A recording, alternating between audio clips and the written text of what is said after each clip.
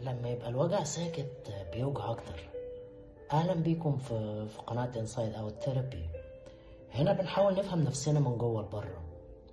في ناس ما بتعيطش مش لأنهم مش موجوعين، لكن لأنهم إن هم يتعودوا يكتموا. كتمت مرة واتنين وتلاتة وبقى عادي. بس الحقيقة الوجع اللي بتكتمه مش بيروح، ده بيتخزن جواك، بتخزن في جسمك، في عقلك، في علاقاتك. وده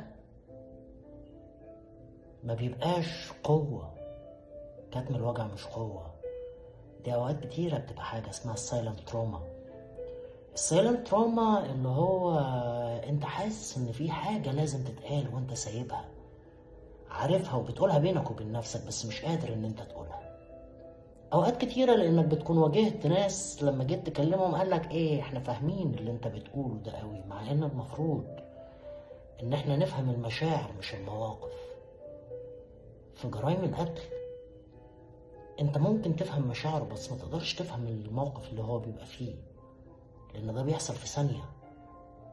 فلو حسيت انك دايما مضغوط او بتنفجر فجأة او جسمك بيتعب من غير سبب، اسأل نفسك هل في حاجة جوايا انا مش قادر اقولها؟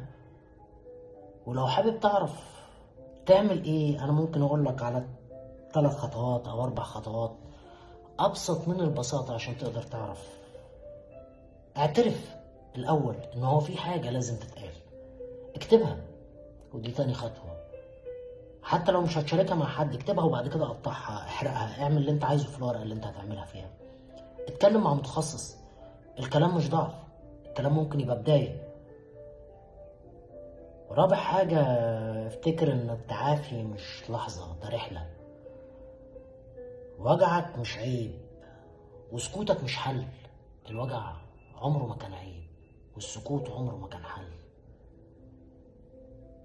انا حابب اشكر الناس كتيرة اللي بعتت لي على الخاص، وانا حابب اقول ان في انسايد اوت ثيرابي لان الارقام موجودة للاستشارات، وانا حابب اعلن ده ان هو في استشارات مجانية للعرب والمصريين.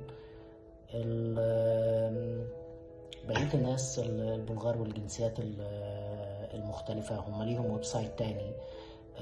ان شاء الله في ويب سايت جديد هيتعمل خصوصا للعرب والمصريين، هيعلن عنه قريبا، وهتبقى فيه استشارات مجانية. اي حد حابب يتواصل معايا الارقام موجودة.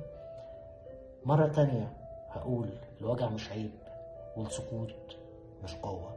اتمنى لكم حياة سعيدة واشوفكم على خير.